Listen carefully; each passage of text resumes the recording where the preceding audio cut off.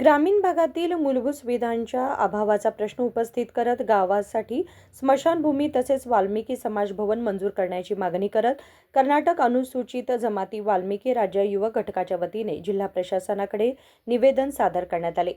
राज्याध्यक्ष महेश शिगेहळी यांच्या नेतृत्वाखाली कालेनट्टी आणि अंकलगी गाव घटकांच्या पदाधिकाऱ्यांनी विविध न्याय मागण्या मांडल्या आहेत. कालेनट्टी गावासाठी तातडीने स्मशानभूमी, वाल्मिकी भवन तसेच कन्नड शाळेतील विद्यार्थ्यांसाठी खेळाच्या मैदानासाठी जागा मंजूर करण्याची मागणी करण्यात आली आहे. ನಮಸ್ಕಾರ. ತುಂಬ ದಿನದಿಂದ ನಿಮಗೆ ಸರ್ ಬೆಳಗಾವಿ ಜಿಲ್ಲೆ ನಮ್ಮ ಬೆಳಗಾವಿ ತಾಲೂಕಿನ ಕಾಲನಟ್ಟಿ ಗ್ರಾಮದಾಗ ಸರ್ ಅಲ್ಲಿ ನಮ್ಮ ಗ್ರಾಮದ ಜನರಿಗೆ ಯಾರಾದರೂ ಮರಣ ಹೊಂದಿದ್ರಂದ್ರೆ ಅಲ್ಲಿ ಸ್ಮಶಾನ ಭೂಮಿ ಇಲ್ಲ ಸರ್. ಅವ್ರ ಸ್ವಂತ ಜಮೀನುಗಳ ಕಾಲನಟ್ಟಿ ಗ್ರಾಮ ಸರ್. ಕಾಲನಟ್ಟಿ ಗ್ರಾಮ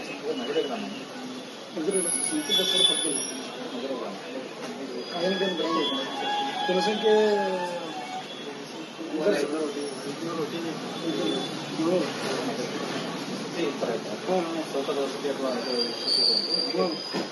ಮನೆಗೂ ಎಲ್ಲ ಏನು ಮಕ್ಕಳು ಇದ್ದಾರೆ ಸರ್.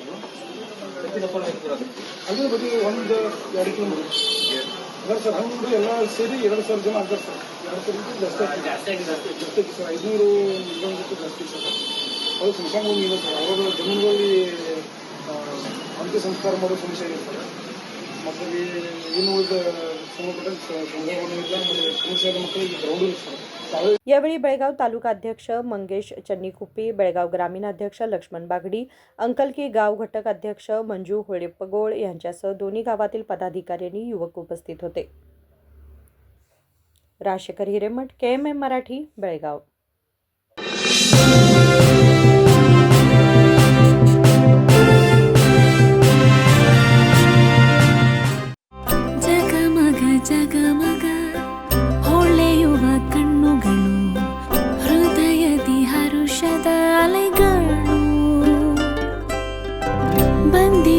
ಶುಭಗಳಿಗೆ ಪ್ರೀತಿಯ ಗಳಿಗೆ ರೇಷ್ಮೆಯಲ್ಲಿ ಸುತ್ತಿದ ಸ್ವರ್ಣಗಳಿಗೆ. BS Channabasappa and Sons, The Textile Mall, Tilakvadi, Belagavi.